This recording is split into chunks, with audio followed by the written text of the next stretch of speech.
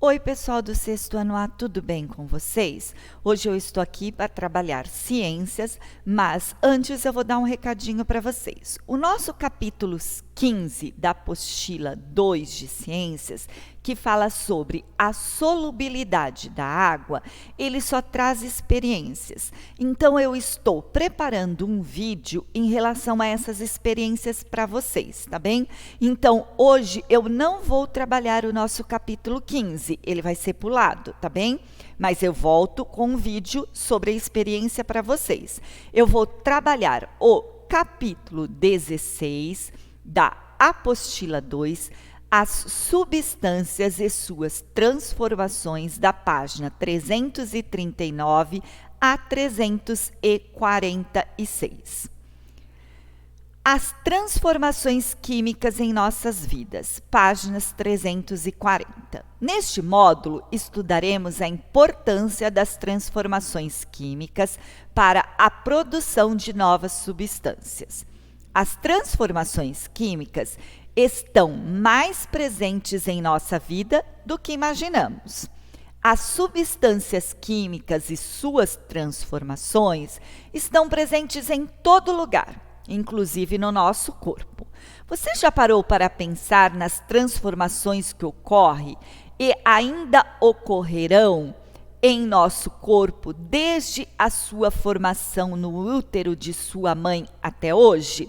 Gente, olha a transformação química que está acontecendo. Essa é uma das transformações mais comum que a gente tem contato e que é mais fácil para vocês entenderem. Dentro do útero da mamãe, a gente está lá, olha como que a gente está. Depois, olha como que a gente fica logo que a gente nasce. Olha a transformação que teve daqui para cá. E olha a transformação daqui para cá, quando a gente é criança. E ainda vai se seguindo essa transformação, tá? Quando a gente vai ficando mais de idade, adulto, vai ficando mais velhinhos, tá bom? Então, essa transformação química aqui, ela ocorre muito, é muito visível para a gente, certo? E ela ocorre e ainda vai ocorrer ao longo da nossa vida. Então, nós vamos tendo várias transformações, e isso já é uma transformação química.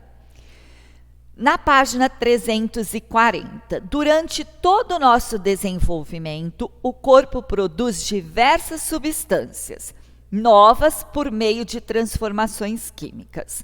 Algumas delas são essenciais para o bom funcionamento do organismo, ao passo que outras são necessárias para formar diferentes estruturas, como o cabelo, a pele e os músculos. A matéria e a energia são necessárias para a produção dessas novas substâncias. São obtidas pelo consumo de alimentos. Então, para a gente ter um cabelo bonito, uma pele bonita, ter músculos, né? Não estou dizendo músculos naquele sentido de musculação, tá? Músculos fortes, a gente tem que ter o quê? Uma boa alimentação. Tá bem? Isso é fundamental para a gente, para que a gente mantenha nossas estruturas boas, nosso organismo bom, e para que essas transformações químicas do cabelo, da pele, dos nossos músculos, no decorrer do tempo, seja de forma adequada. Nos processos de produção, preparação e digestão dos alimentos, também estão envolvidas diversas transformações químicas, ou seja, substâncias se transformando em outras. Uma dúvida que surge em relação às substâncias é aquela que aparece na abertura do módulo. As substâncias encontradas na natureza são as mesmas encontradas nos produtos feitos pelo ser humano? Em outras palavras, a vitamina C encontrada no suco de laranja é a mesma encontrada nas cápsulas de suprimento de vitamina C? É isso que nós vamos ver, tá? Então, quer dizer que dentro do nosso organismo, quando a gente ingere os alimentos, também tem transformações químicas. E nós vamos aprender também um pouquinho sobre essas transformações. Nós não vamos nos aprofundar isso, porque é um assunto que nós vamos trabalhar mais detalhadamente mais para frente, tá? Aqui eu tenho alguns exemplos de substâncias encontradas nos alimentos da imagem. O suco de laranja, ele apresenta água, sais minerais, diversos sais minerais, vitamina C. No café, tem água, cafeína, que é um estimulante do sistema nervoso. No pão, o que a gente tem? Amido, água, sais minerais, etc. Então, quer dizer, em todo alimento que a gente consome, a gente encontra várias substâncias que vão transformar esse alimento em algumas coisas nutrientes e outras não. Para responder a essas perguntas, é fundamental conhecer as propriedades físicas das substâncias, algumas das quais foram estudadas no módulo 5, como a temperatura de fusão, a temperatura de ebulição e a densidade. Não recorda o que é isso? Volta lá no módulo 5 e leia, tá? Se prepararmos a substância denominada vitamina C dos outros componentes do suco de laranja e compararmos com a vitamina C encontrada no suplemento, vamos verificar que ambas apresentam as mesmas propriedades físicas, indicando tratar-se de uma mesma substância, que é a vitamina C da laranja. Diferente entre beber o suco de laranja e consumir a cápsula de vitamina C, é que no suco existem outras substâncias, não tem só a vitamina C. Também importantes para os organismos, como sais minerais, proteínas, açúcares e fibras. Agora, na cápsula vai ter somente quem? A vitamina C. Por isso que o suco de laranja, ele é mais completo do que a própria vitamina C. Mas se seu organismo está precisando só de vitamina C, então vale a pena tomar a cápsula, porque você vai estar ingerindo a vitamina C pura. De olho, vitaminas. Vitaminas são substâncias essenciais para o bom funcionamento do organismo, apesar de o corpo precisar delas em pequenas quantidades. Ele é incapaz de produzi-las, sendo necessário obtê-las por meio de alimentação. Na tabela a seguir, apresenta algumas vitaminas, exemplos de alimentos em que podem ser encontradas e algumas funções do corpo humano das quais participam. Então, quer dizer que o corpo precisa de vitamina C? Sim. É pouca vitamina C, é em quantidade pequena, mas o nosso corpo ele não é capaz de produzir sozinho essas vitaminas C, essas vitaminas que a gente precisa. Por isso que uma boa alimentação vai ajudar muito. Vamos ver a tabela. Vitamina A. Exemplos de fontes. Aonde que a gente acha a vitamina A? Leite, queijo, manteiga, gema de ovo, pimentão, mamão, cenoura e verduras verdes escuras em geral. Verde escura, que ele quer dizer que nem couve. O verde da couve é diferente do verde do alface. Ele é um verde mais escura. Algumas funções do organismo humano das quais participam. Essa vitamina A é boa para a visão, crescimento e sistema de defesa, o sistema imunitário do nosso organismo. Complexo B, aonde que a gente acha? Cereais integrais, leguminosas, que é feijão, soja, grão de bico, lentilha, ervilha e etc. Alho, cebola, peixes, crutáceos, ovos, carnes magras e leite. O que esse complexo ajuda no nosso corpo? Ele ajuda na formação das hemácias e dos glóbulos hemácias e glóbulos brancos. O que são os glóbulos brancos? Células encontradas no sangue. manutenção do sistema nervoso, muscular, digestório e cardiovascular. E ele ajuda na produção de energia. Vitamina C está na cerola, laranja, limão, abacaxi, goiaba, maracujá, tomate, morango e brócolis. Para que ele serve? Prevenção dos ossos, dos dentes, das gengivas e dos vasos sanguíneos, cicatrização e sistema imunitário. Então, a vitamina C é importante para isso. D, aonde que a gente encontra? No leite e nos ovos. Então, vamos lá. Para que ela serve? Fortalecimento dos ossos e dentes e coagulação do sangue. Vitamina E, cereais integrais, amêndoas, nozes, óleo de milho, óleo de soja, germe de trigo. Para que ela serve? Retardamento do envelhecimento, sistema imunitário e prevenção de doenças vasculares. Vocês estão vendo que tem algumas vitaminas que vamos supor aqui, ó, tanto a vitamina C como a E, ela serve para o sistema imunitário, tá? Também como a vitamina A. Então, determinadas vitaminas, elas servem não só para uma coisa, para mais de uma e elas acabam se juntando. Outra pergunta feita na abertura do módulo é se a vitamina C encontrada no suplemento é produzida em laboratório. A resposta é sim. À medida que o ser humano for conhecendo com mais detalhes a matéria e suas propriedades e transformações, ele desenvolveu processos e equipamentos capazes de sintetizar diversas substâncias em laboratório, incluindo aquelas que eram encontradas apenas na natureza, como a gente vai ver um pouquinho mais adiante. Tecnologia e sociedade, página 342 e 343. Nos dias atuais, a variedade de substâncias sintetizadas em laboratório é muito grande. Entre elas, encontra-se as que já existem na natureza e aquelas que foram desenvolvidas pelos cientistas.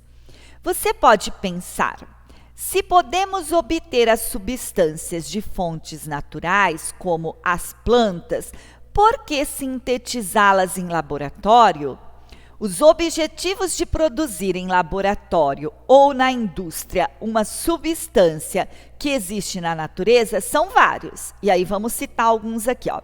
Obter grande quantidade da substância sem comprometer o recurso natural do qual ela pode ser retirada. Reduzir o tempo e o custo de produção. Muitas vezes a produção da substância em laboratório é mais rápida e barata do que sua extração de fontes naturais. A vitamina C é um exemplo. É muito mais rápido produzi-la por meio de síntese em laboratório do que aguardar o ciclo produtivo da laranjeira. Quer dizer, até o pé da laranja crescer, florescer, dar fruto, a gente tomar esse suco de laranja, vamos por aí, 2 anos. No laboratório, a gente vai ter isso aqui pronto em questão de dias, de meses. Gerar conhecimento científico para desenvolver novas substâncias que não são encontradas na natureza. Na produção das substâncias ocorrem diversas transformações químicas que requerem energia. Portanto, quanto maior é a produção, maior é o consumo de energia. Parte da energia consumida nas indústrias é obtida pelas transformações químicas, que ocorrem na queima de quem? Dos combustíveis. Está vendo? Ó? Outro tipo de transformação química aqui. Já estamos falando da energia e da queima do combustível. A energia também é necessária para a locomoção do meios de transportes, essenciais para a logística de abastecimento e de distribuição das indústrias. Esses meios de transporte utilizam como fonte de energia gasolina e óleo diesel. derivados do petróleo, e etanol, o álcool, derivado da cana-de-açúcar. Então, quer dizer que a gente tem algumas, vamos supor, para o alimento chegar na nossa mesa, ele teve que passar por uma transformação química. Por quê? Porque ele precisou ser transportado da lavoura até a nossa mesa. Esse transporte só pode ser através do quê? De caminhões, de ônibus, enfim. E isso consome o quê? Combustível. Esse combustível é tirado do quê? Do petróleo, tá certo? Que tem a queima também desse combustível. Então, tudo isso aqui tá gerando o quê? Transformações químicas. Além do grande consumo de energia, problemas importantes envolvendo a produção industrial de substâncias consistem no grande consumo da matéria-prima e na geração elevada de resíduos. Na tentativa de minimizar esses problemas, alguns procedimentos estão sendo adotados por laboratórios e indústrias. Por exemplo, vamos ver, dar preferência ao consumo de matérias-primas renováveis, que dá para plantar, que nem uma laranja, por exemplo. Aquele pé não dá mais fruto, a gente consegue plantar outro. O petróleo já é um recurso não renovável, né? Porque demora para se produzir. Dar preferência às transformações químicas que consomem o quê? Menos energia. Escolher e desenvolver processos que não geram resíduos ou, caso produzam, que a quantidade seja mínima e preferencialmente não tóxica, que não polua. Apesar dos desafios, a produção de novas substâncias é importante para a melhoria da qualidade de vida da sociedade. Aqui a gente tem uma plataforma de extração de petróleo localizada na Baía de Guanabara, na cidade do Rio de Janeiro. A gasolina e o óleo diesel são componentes obtidos da destilação fracionada de quem? Do petróleo, aonde está tendo uma transformação química.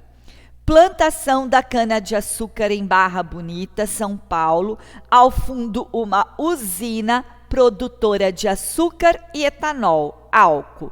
O etanol é obtido da fermentação do caldo de cana-de-açúcar, que também está tendo o quê? Transformações químicas. O nylon.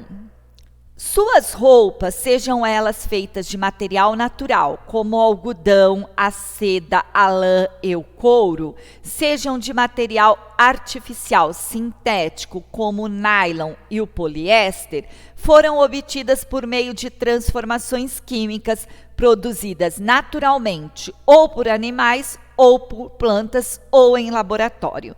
Que nem a lã, tá? A seda, ela é produzida através da transformação química, que o casulo produz lá a linhazinha da seda, depois eles pegam a linha da seda desse casulo, levam para a fábrica até transformar no tecido da seda.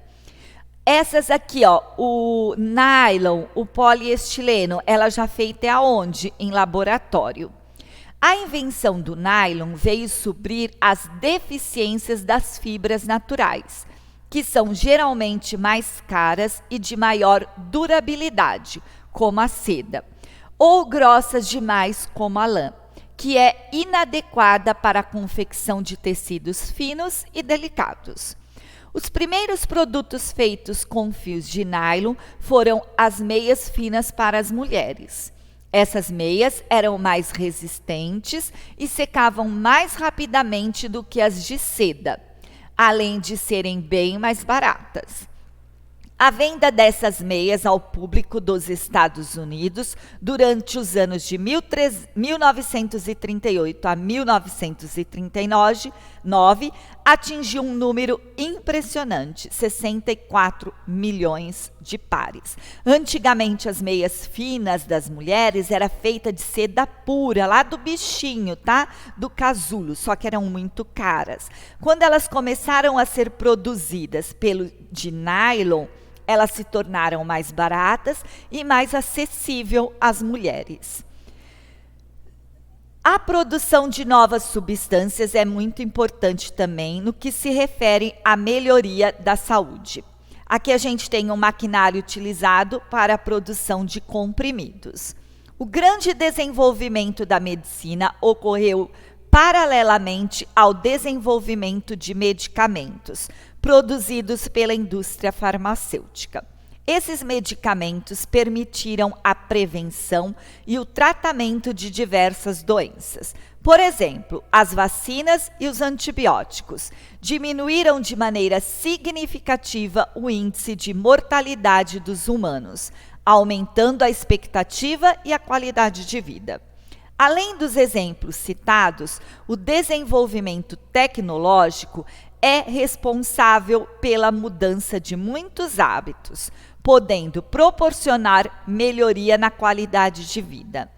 Entre a descoberta de uma tecnologia e sua aplicação efetiva, existe um intervalo de tempo que pode levar anos e até décadas. Veja alguns exemplos a seguir. Vamos lá.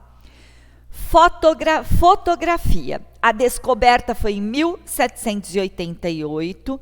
O uso na comercialização foi em 1838. O inseticida, aquele DDT, ele foi descoberto em 1873 e só foi comercializado em 1939. O raio-x na medicina, aquele raio-x comum que a gente tira de dente, quando a gente vai no médico e ele pede para tirar um raio-x do pulmão, enfim. Ele foi descoberto em 1895, mas só foi comercializado em 1896. Aqui, ó, a diferença foi só de um ano, foi pouca. Os antibióticos, ele foi descoberto em 1910 e só foi comercializado em 1940. Quantos anos demorou daqui, ó? 10, 1910, 1920, 1930. Então, 20 anos para ele ser comercializado. O nylon foi descoberto em 1927 e só foi comercializado em 1939. Também demorou bastante. Celular foi descoberto em 1973, mas só foi comercializado em 1983, 10 anos depois. Notebook foi descoberto em 1981, mas só foi comercializado em 1990.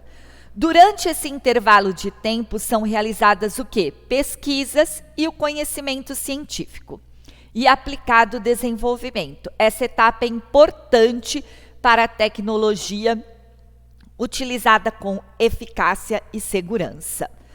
Bom, vou deixar alguns exercícios para vocês fazerem. Dúvidas, me caminhem um e-mail. Obrigado pela atenção. Tchau.